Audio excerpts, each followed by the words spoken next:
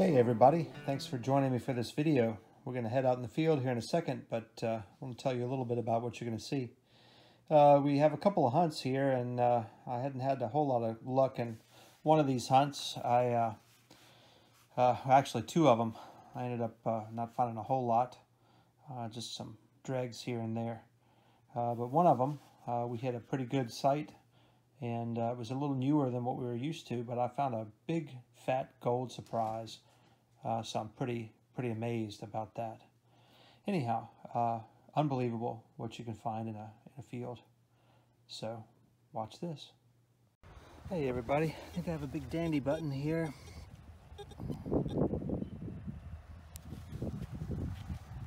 Yep. Sure is. Big dandy button. I'm going to stick around in this area for a little while and see what else I can rustle up. Alright, keep digging. Hey everybody, I've been out here for 7 hours, just so my listeners all know, watchers all know. God, the heat is getting to me. Feels like about 106 right now. But yeah, 7 hours. I have this to show. I have one clay pipe stem, piece of lead, and this large flat button, which the shank was there. I'm kind of hallucinating from the heat. I keep thinking I see a GW Link States button, but I don't think that's what it is. Anyhow, yeah, this is it's not all seededs in Spanish. So, yeah, this is the reality of scouting in the summertime, which is the most ridiculous time to scout. Anyhow, I think I'm about done for the day. So, yeah, this will have to be it for the day.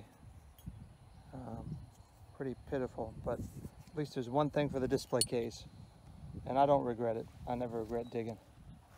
So I think my wife and I are going to come out tomorrow and try another spot that I had in mind.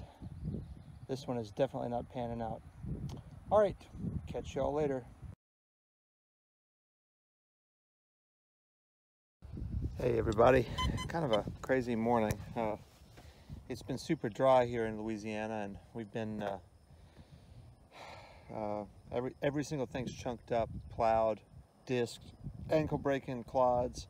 There was a field that I was really looking forward to that was washed down, beautiful, and they plowed it again a second time. It's already plowed up. They plowed it a second time. I don't understand. But I'm at a field that we found a bunch of stuff in, and it's the only field, it's the only option for us. We've hunted the heck out of it, so I don't have high hopes, but you never get it all. So I'm going to go slow, dig every iffy signal, and hopefully I can stumble on something today, because this little tiny field here out in the middle of nowhere, almost at the back swamp, this field is really the only option today. I have just the morning. It's going to start raining in the afternoon, so that'll be good for washing some stuff down, but it doesn't help me now. All right, let's see what happens. Keep digging. Hey everybody, I just stumbled on a flat button, so there is hope for this site. Maybe we missed some other things. All right, well, hopefully a good find or two turns up, but at least there's one thing for the display case today. All right, keep digging. Hey everybody, I'm still here at this field. Been about an hour. I haven't found a whole lot, just the one flat button so far, but just had a couple thoughts here that I wanted to share. The first thing is that,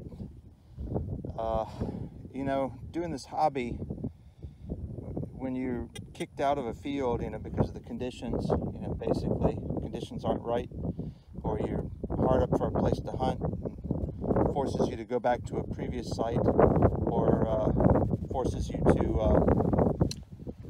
expand a previous site, you know, that's not all bad. A lot of times, you know, when you're competing against yourself and your previous hunting, it makes you hunt a lot closer and dig a lot more iffy signals. Actually makes you better. to be able to see what types of things you've already, you've passed up or missed. And then the other thing is that a lot of times you can find new sites by, out of necessity. So all of these things are good things, and as long as my coil's to the soil, I can't get too disappointed. All right, so back at it, keep digging. All right, let's see what we have here. I think it's a keyhole from an old smokehouse lock. Yep, definitely. All right, so that obviously I missed last time. It's kind of in the sidewall here. I was walking tops, so I probably didn't quite swing over it right. All right, keep digging. Hey everybody, this signal is kind of iffy and deep. We have a bent heart pendant, brass, probably 1900 to 1920 or 30 or so. Interesting find. I'll probably unbend that, heat that up and unbend that slowly. I don't think it has anything engraved on it, but I'll check it out when I get home. All right, keep digging. Hey everybody, I got a thimble in situ here. There's stuff in this field. Awesome. Imprint where it was. Perfect thimble. Yeah, very cool. Don't know what it says around the bottom. Might be an inscription in French. Found a couple of those. All right, good deal. Keep digging. Hey everybody, sorry if there's wind noise. I expanded this field out past where I earlier this spring dug the Model 1840 wrist breaker sword pommel, and I just got a two-piece button here. This dry soil. Looks kind of fragile. It's an eagle. It is an eagle button. Probably went with that same uniform as the person who had the sword. Wonder if that's a C. Interesting. All right. Woohoo! I'm glad I got something good today. Wow. All right. Well, keep digging. Hey everybody. It's a long time between targets here, but I thought it was one of those trousers buttons. It's just got a hole in the middle, but it's actually a 4-hole brass button. So those can be as early as the 1830s. So that's an old find, most likely. Could be 1880s or 90s, but the style was pretty universal across the century, but I have a hunch that's old. At any rate, finds are just a steady little trickle here, like 20-30 minutes between each target. But I'm going to keep going and see what I can find in this other part of this field. All right, keep digging. Hey everybody, I've either got a nickel here or I've got another coat button.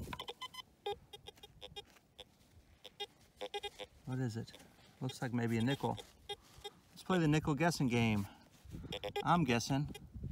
Wouldn't it be nice if it was a shield? I'm guessing a V though.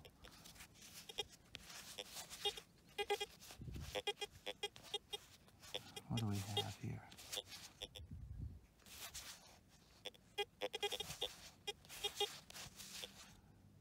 It is a V. 1900 maybe? 1900 something. Yep, here's the V side. I'll cut it up. Yep.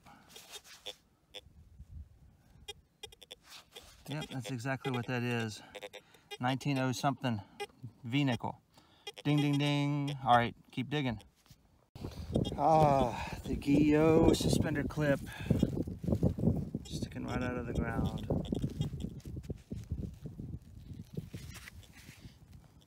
Broken. All right, keep digging.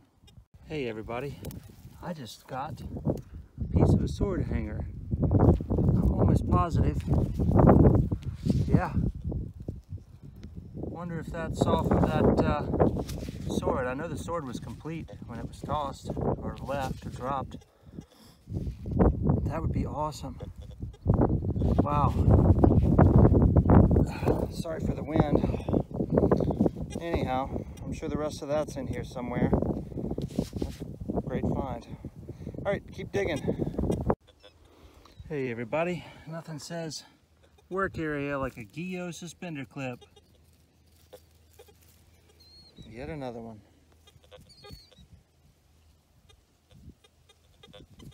All right, keep digging. Well folks, after 9 hours out here, the heat's getting to me a little bit. I made it over to this ditch. It runs way back, and there's some signs along it, so since it's not chunked up over here, I'm gonna run along this, get back to the vehicle. I think I'm gonna head home, but at least I got out and dug, and I got a couple items today: the sword hanger, the eagle button, flat button, 4-hole button, thimble. You know, so I saved a couple pieces today, so I'm happy about that. Didn't get out to where I wanted to go, but at least I didn't let it get the best of me. All right, so I'm gonna hit this ditch here, headed back this way, and I will catch you on the next hunt. Get digging. Hey everybody, I'm out here with Digger Girl, and it's already at 8 in the morning. It's already 80 something degrees. It's not going to be a nice day, but I just found a marble. I'm pleased with that. Nice to have something to show already. Beautiful little marble. It's chipped, as almost all of them are, but yeah. All right, keep digging. Hey everybody, I got a 2-piece button here. I don't know what it is.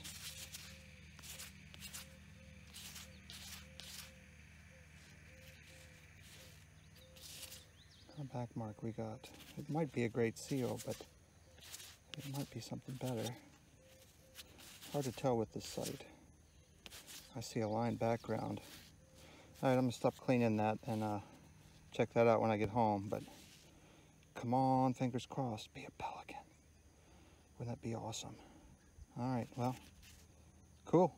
Definitely military with that line field, so keep going, keep digging. Folks, you're not gonna believe this. I just flopped out a gold solitaire ring from this 1900 site, 1890s, 1900s site. It reads 22, it has to be gold. Has to be gold. Oh my God. Oh my God. Oh my God. I think the stone is knocked out of it. I think the stone is knocked out of it. So? I don't care. It's gold. It is gold. Oh my God. Well, was it made to be like that? I think it's made to be like that. Maybe so. Either that or it's just got stepped on. Could have gotten stepped on or driven over. I bet it's marked. Wow. All right, we'll rinse this off and be right back. Woohoo! Hey everybody. So this ring is 14 karat. It's got a silver setting. Its setting's crunched. It's like it got driven over or mashed or trampled in some way. But it's gold. I think it says 14 karat on the inside, on the mark. But I'm just stoked to have that. And you know, whoever lost that really, I'm sure was pretty devastated by it. So it's, the way I see it is, you know, even though it's probably 100 years after it was lost, you know, it honors them in a way for me to find it and take care of it. Anyhow, I'm just, you don't expect to dig a ring in an old site, a gold ring, so pretty amazing. All right, keep digging. Hey everybody, well, we're back at it. I mean, we took a little break there for a second. Now we got some clouds and some wind, so it feels a little cooler than 90 degrees. I just got a porcelain marble. Digger Girl just got a clay marble. Finds have been slow since that ring and that 2-piece button, but we're hopeful. We're gonna keep at it. All right, keep digging. This is Digger Girl's find. She got a nice marble here. It's got, saw a lot of use in its life. pretty cool find. Nice color. Yeah, awesome. Let's keep digging. Hey everybody, here's another cookie. Probably a small cent. Reads about right for a small cent. That's what I'm going to call it. It's hard to know. But I've got two more button type cookies here, and we'll have to clean those somehow at home, figure out what they are. This dirt is serious. All right, keep digging. Here's another marble in situ.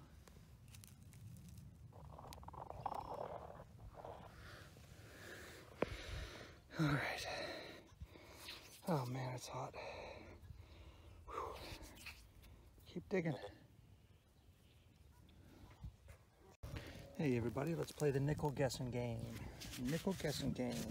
What do we have here? We got the nickel guessing game. She's nodding her head. Nice, she says.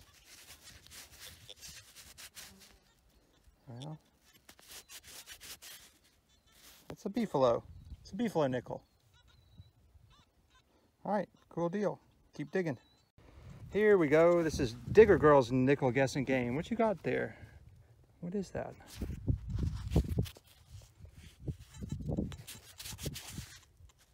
Ooh, it's a V. 1911 V. Awesome. Nice, we're finally hitting some coins here today. Been a long day. Oh yeah, that's gonna be a beautiful coin. Look at that. Congrats. All right, keep digging.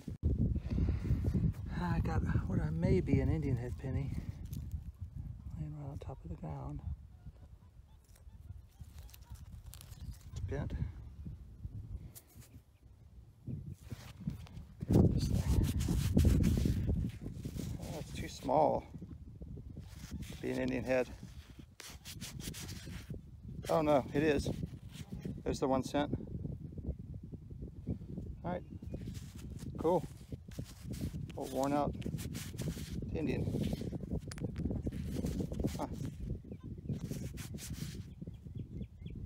18, that's all I'm getting. All right, cool deal. Keep digging. Hey everybody, I think we got a clay marble here in the ground.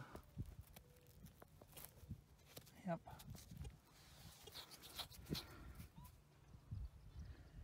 It's chipped. I love finding clays, they're older. All right, keep digging.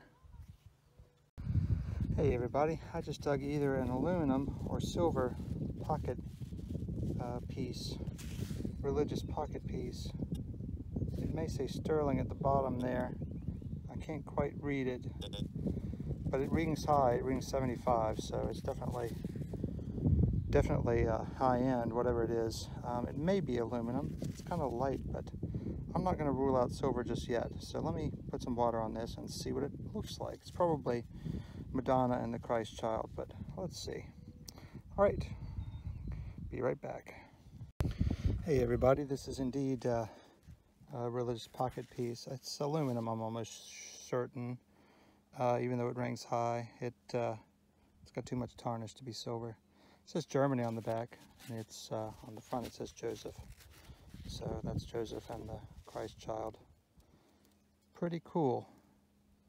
I've not found one like that before, so I'm kind of stoked about that. All right, keep digging. Hey everybody, it's time to check out the finds here. I'm going to start with some of these eyeball finds. We sometimes spend some time out in the field doing some eyeballing, and we were basically able to get on a really good site to eyeball, and got a lot of marbles, a lot of stuff. 2 tiny bottles here. This newer bottle here, square bottle, but we collect tiny bottles as a natural thing due to the fact that most of the bottles get plow struck, and so the only ones that really escape are the tiny ones. But that's an earlier cobalt blue. Anyhow, so got a couple of metal items here: spoon, Jefferson nickel, 1960 something, doorknob here. Got this clay pipe that I eyeballed. That's old. eyeball spots are not spots that we dig. They're spots that are too covered in trash. So we just walk and pick up items, coins and glass and metal items. There's a stopper. Always white porcelain buttons, bead there, some baby doll arms. Those are the nice marbles, and these are the beaten to death marbles. So we got lots of marbles. We didn't spend very long, under an hour in the field. So it tells me that this is going to be a really good field when it's plowed.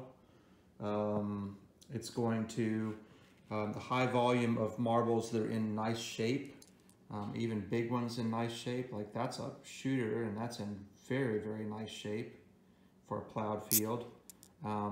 Same thing with this giant Bennington, no chips out of it. So that tells me that this field has not been plowed as much as most of our fields have. But there's just some high quality, nice looking marbles there that don't have damage. And some really beautiful ones that are colorful and interesting, of types that we haven't necessarily found before. I just think that's stunning. So this is going to be a really, really good field, you know, once it gets plowed up and washed down. So I would imagine that in this field, we will break our marble record for eyeballing,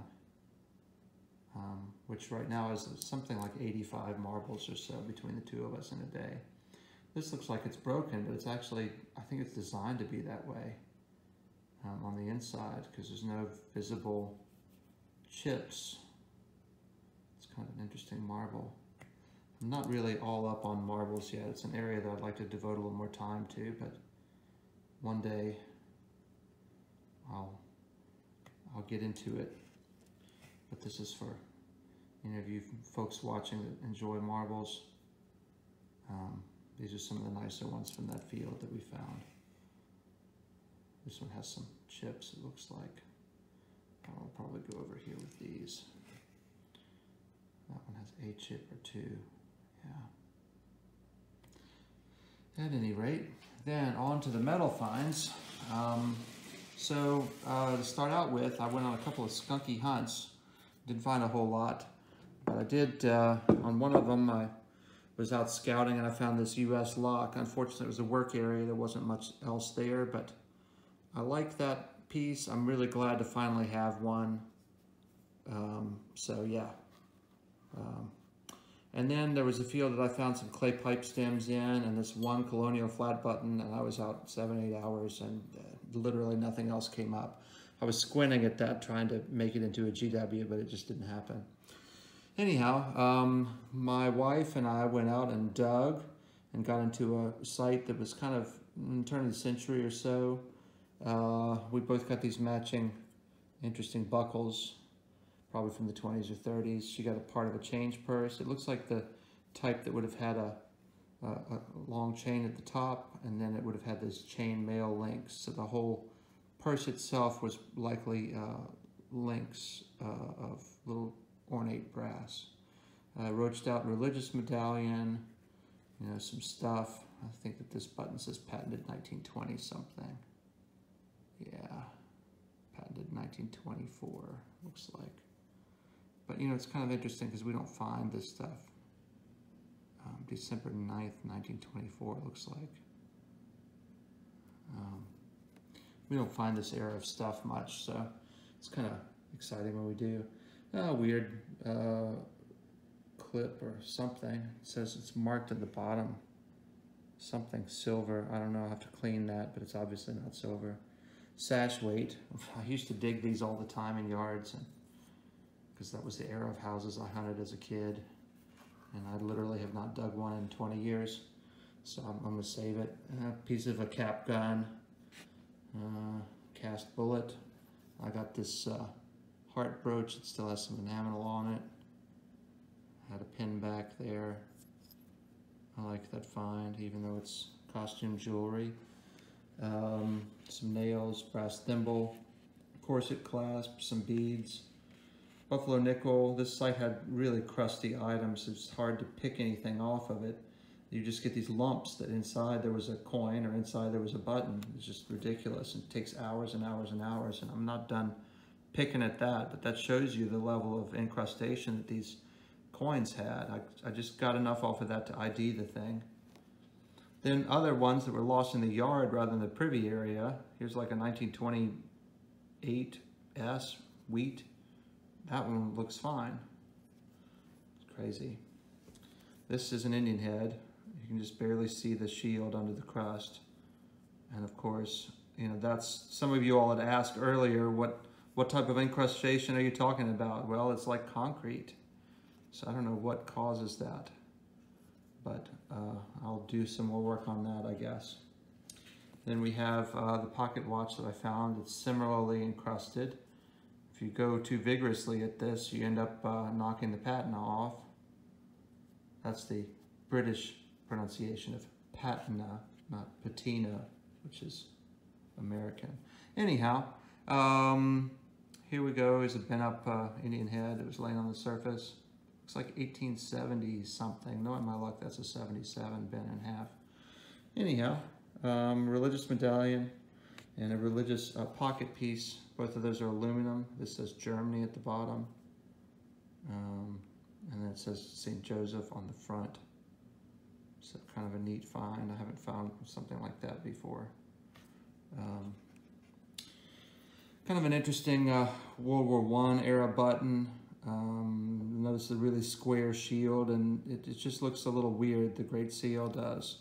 On the back it says superior quality, and then it says made in England. So that's kind of an unusual back mark. I didn't know that we contracted those out during World War I. Another brooch here, silver-faced iron-backed button, and of course the ring, which I'm pretty stoked about. Look like maybe it was mashed here. There's some scuff marks on one side of this. Makes me think it was mashed, and the stone, of course, either crushed or knocked out. But yeah, gold. Who knew? Then the last hunt here, I got a big bell. I find these at work area type sites. I think they were used for like clock-in machines or wind-up clocks that would set an alarm when people would ring a bell for people to go to lunch, or who knows. Typically turn of the century sites. Keyhole cover. I kept that because it almost looked like a shoulder scale piece. This is a saw medallion. Anytime you see that squared off with screw threads, that's from an old hand saw. Brass heart locket, half of one. I've got a sword hanger here, had some designs on it. Maybe I'll find the other piece of that at some point. I've got 4-hole button, brass, nice civilian flower button. A thimble that has a French inscription that means one is enough around the bottom. Kind of neat find. And a 1906 looks like V-nickel and Civil War button. I also have to give a shout out to my wife. The shield nickel, V-nickel that she found is one of the nicest ones I've seen. It's got all of this detail in the hair there. Liberty on the headband. You can see every leaf, everything. It's just really pretty darn stunning. For a Doug V-nickel, she should be pleased with that, 1911. All right, so that's the finds wrap up. Catch y'all on the next hunt.